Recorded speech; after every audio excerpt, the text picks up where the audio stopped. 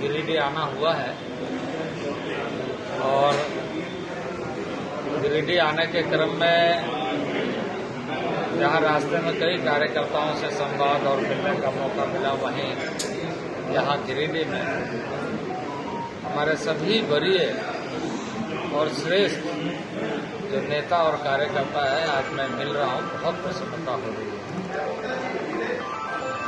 कार्यकर्ता का यही सबसे बड़ी ताकत और पूंजी होती है कि हमेशा निस्वार्थ भाव से संगठन को जो जिस स्तर पर काम कर रहे हैं उसको मजबूती के लिए काम करते हैं। और आज भी मैं पुराने लोगों को देख रहा हूँ, यहाँ पर सब सक्रिय हैं, संगठन के कार्य में लगे हैं। तो ये भारतीय जनता पार्टी की सैद्धांतिक और वैचारिक ताकत है। कल के जेएमएम के अधिवेशन पर क्या बोला? किसी संगठन के अधिवेशन पर मुझे कुछ नहीं, उनके पार्टी का मामला है, वो अपने अधिवेशन कैसे कर रहे हैं, क्या कर रहे हैं। दूसरी बात, इस राज्य में जनता ने जेएमएम और कांग्रेस को चुना, उसमें भी मुझे कुछ नहीं कहना। मुझे सिर्फ इतना कहना है कि यदि जनता ने चुना है तो जनता के आकांक्षाओं के अनुरूप जो आपने वादा किया है, उस वादा को आप पूरा कैसे कर रहे हैं ये बताइए और वादा को पूरा करिए।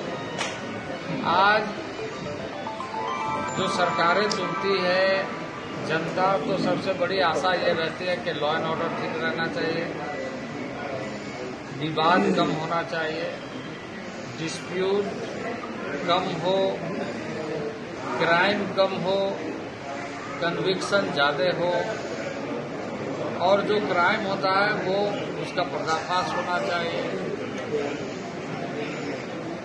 गलत धंधे में जो लिप्त है उसका मनोबल नहीं बढ़ना चाहिए। के बारे में जो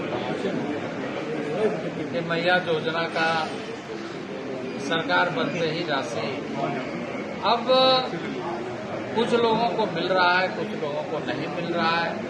सरकार को उन लोगों तक पहुंचाना चाहिए जिन लोगों के लिए उन्होंने वादा किया।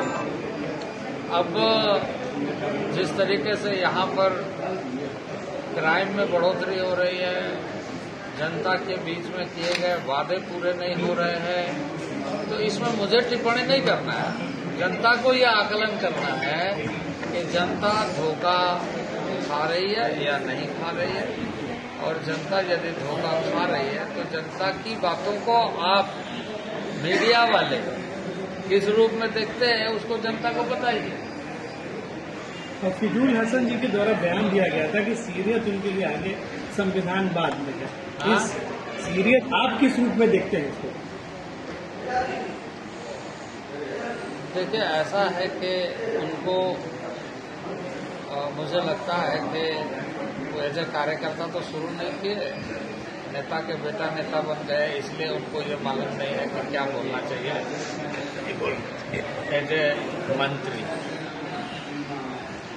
और इसलिए वो अनाप शनाप बोल रहे हैं। शपथ ग्रहण करते समय, गोपनीयता का शपथ लेते समय किन बातों को ध्यान में रख करके शपथ दिलाया जाता है, पहले उनसे ये पूछें।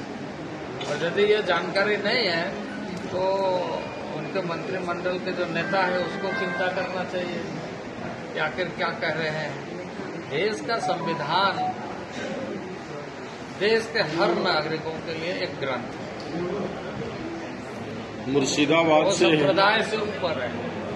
मुर्शिदाबाद से हिंदू विषय पर यदि कोई बात रखता है और मंत्रिमंडल में शपथ लेकर के कहता है तो उसके मनस्थिति की दाद देता हूँ।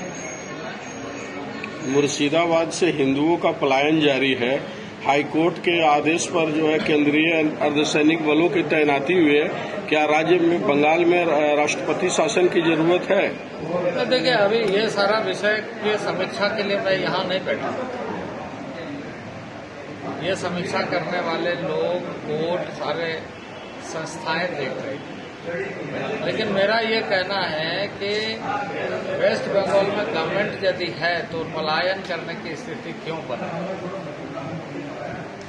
गवर्नमेंट है तो उनको ये रिस्पॉन्सिबिलिटी लेना पड़ेगा कि राज्य में हर नागरिक बराबर है। और इस तरीके से यदि कर रहे हैं तो इसका मतलब है कि वो सरकार वहाँ असफल हो रही है। और असफल यदि हो रही है तो जनता के बीच में उसको जवाब देना चाहिए। बंगाल के एक मंत्री का बयान आया है कि बंगाल में छोड़ के नहीं जा रहे हैं।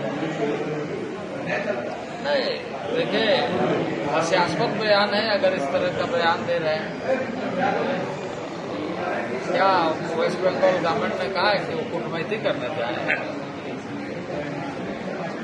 दहशत में है, वहाँ लोगों को डराया जा रहा है, धमकाया जा रहा है, हमला किए जा रहे हैं। इसलिए लोग छोड़ करके किसी और स्थान में सुरक्षित जगह ढूंढ रहे हैं और जा रहे हैं। तो वहाँ के लॉ एंड ऑर्डर को मेंटेन करने की जो रिस्पॉन्सिबिलिटी है उस सरकार की, वो कैसे कर रही है वो दिख रहा है। तो सरकार को इस रिस्पॉन्सिबिलिटी से भागना नहीं चाहिए।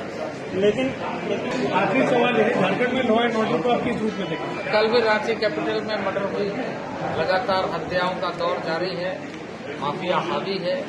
और आपको दिख रहा है यहाँ पर किस तरीके से बालू में, किस तरीके से अन्य जो सामान्य रूप से लोगों की आवश्यकता की चीजें हैं वो लोगों से दूर हो रही है और माफिया उस पर कब्जा जमा रहे। पार्टी क्या